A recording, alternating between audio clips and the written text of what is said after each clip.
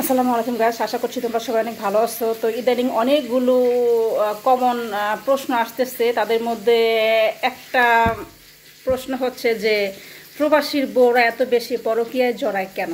So আজকে এই বিষয়টা নিয়ে কথা বলবো, এবং প্রবাসী ভাইয়েরা এই ভিডিওটা দয়া করে কেউ মিস করবেন না, কারণ এখান থেকে না আপনাদের অনেক কিছু শেখার আছে।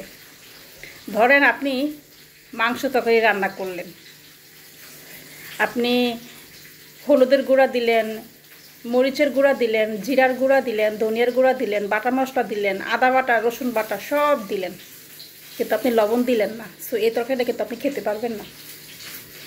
ঠিক তেমন আপনি একটা মেয়েকে বিয়ে করলেন, সেটা ভালো ফ্যামিলি পাইলো, ভালো শ্বশুর শাশুড়ি, দেবর ভাসুর জাটা সব ঠিক আছে, আপনি তারা প্রচুর ভালোবাসেন, আদর করেন, সোহাগ করেন। আপনি বিদেশ চলে গেলেন, আপনি তারা ডেইলি 10 বার ফোন দেন, খোঁজখবর নেন, যান কী করো এই সে বকর সকর সব ঠিক আছে, কিন্তু আপনি তারে প্রতি মাসে একটা মিনিমাম হাত খরচ দিলেন না। মেয়েদের কিন্তু কিছু সিক্রেট বিষয় থাকে, যেগুলো হচ্ছে যে মুখ খুলে অনেকেরই বলতে পারে না। তার শ্বশুর শাশুড়ির সাথে তার যত ভালো সম্পর্কই হোক, হ্যাঁ, তার ভাসুরের সাথে তার যত ভালো সম্পর্কই হোক, মেয়েদের কিছু সিক্রেট বিষয় থাকে যা তারা কাউকে বলতে পারে না। তো একটা মেয়ে নর্মালি কী চায়? তার একটা মেয়ের মনে করেন যে শুধুমাত্র ভাত কাপড়ের জন্য তো আর একটা মানুষ বিয়ে করে না। লাইফে সব কিছুর তো দরকার আছে। সেই ভাত কাপড় ছাড়াও ধরেন যে ওই মেয়েটার একটা হাত খরচ লাগে, তার হয়তো ভালো মন্দ একটা সময় সে বাইরে বের হইলো, তার একটু ভালো মন্দ খাইতে মন চাইলো, সে মাঝে মাঝে একটু শপিংয়ে যায়। প্রত্যেকটা মেয়ে নিজের সুন্দর রাখতে চায়। সো সৌন্দর্য বৃদ্ধির জন্য পার্লারে যাওয়া লাগে।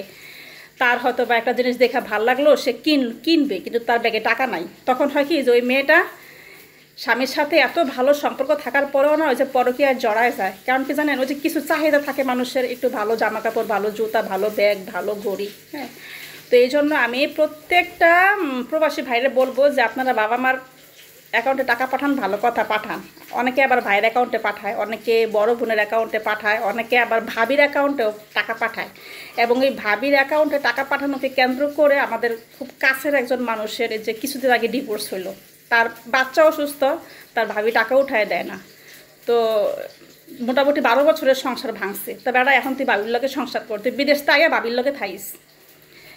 তো যাই হোক, প্রবাসী ভাইদের প্রতি একটা রিকোয়েস্ট থাকবে যে দায়িত্ব আপনি সবই পালন করলেন। আপনি হয়তো ভাবতেছেন আপনার বউ তো আপনাদের বাসায় ভালো আছে, থাকতেছে, খাইতেছে, আপনার বাপ মা আদর করতেছে, কিন্তু এর পরেও না একটা বিষয় থাকে। এই বিষয়টা আপনারা একটু খেয়াল রাখবেন। আপনারা আপনার ওয়াইফের অ্যাকাউন্টে সামান্য পরিমাণ কিছু টাকা হলেও দিবেন, যাতে সে তার চাহিদাগুলো পূরণ করতে পারে। সবাই ভালো থাকবেন।